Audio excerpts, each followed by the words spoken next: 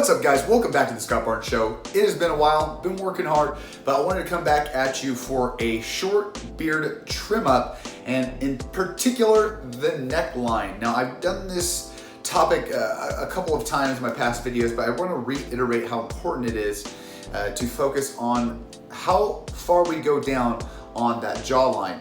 Two things I wanted to bring up. One is the fact that with that jawline, the farther we go down, the less fat we're gonna look. And to give you guys an example, as I look to my right, your left,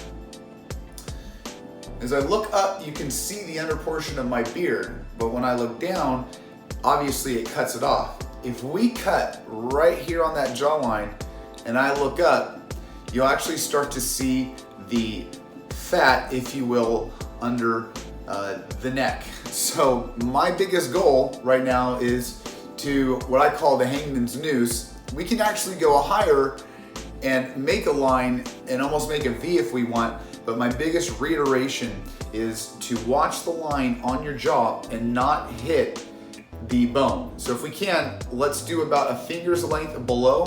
Let's bring out the razor and let me show you what's up. Now, the first thing I want to bring up is my shaving cream. I use Artius Man.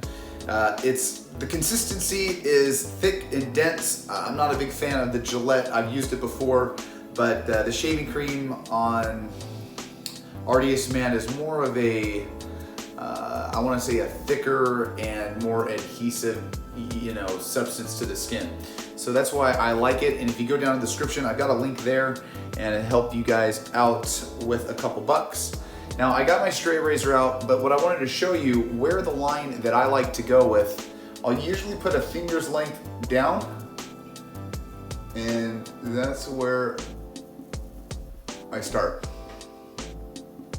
Now, we can always go up, right? But it's kind of like the haircut. If you go too short, you're gonna have to grow it back. So it's the same thing with the beard.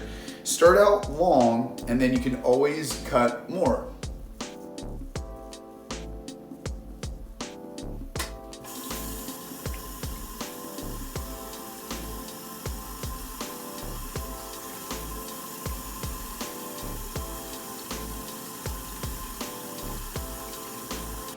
Now right there is a good stopping point, and one thing also I wanted to mention was don't forget the back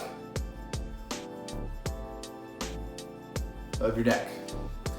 A lot of times we will get this patch of hair right there, and a lot of people can see it, very unattractive.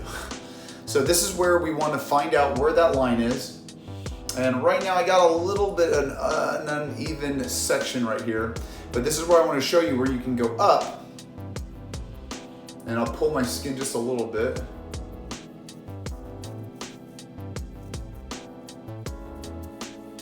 And that's where we can go up, find the line that we want, and this is where I'll go down.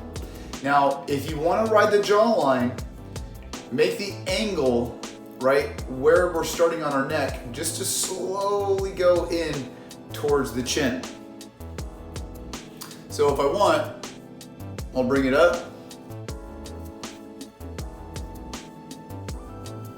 And that's where I'll stop. I will not go any higher. And once I do go higher, we'll start to see the neck fat, which I think is very unattractive in the beard game. And this is where we want to keep the line. And this is where we're going to have that nice 5 o'clock shadow girthy beard.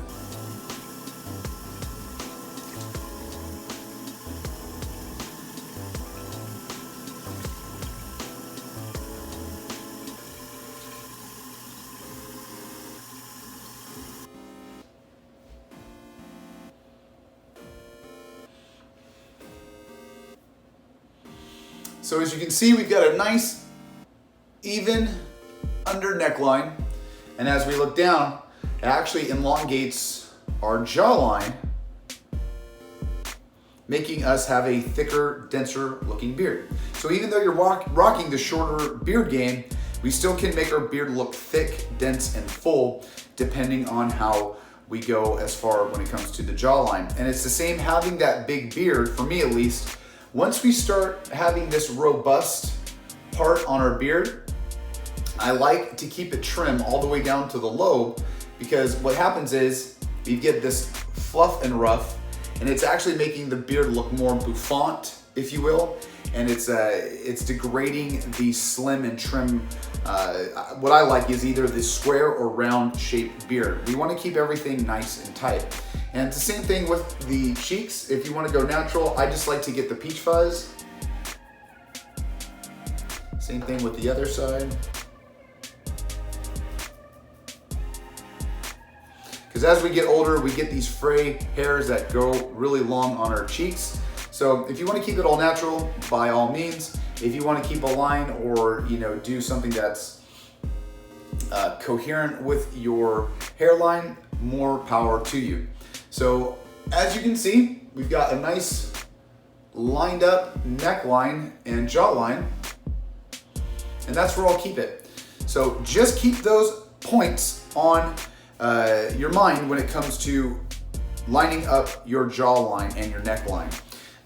That's probably one of the biggest, I think, downfalls of men's beards is when they go really high and create this line on the jaw. For me, it's like that NSYNC Guy Fieri, oh God, I can't take it. And it just makes you look that much fatter.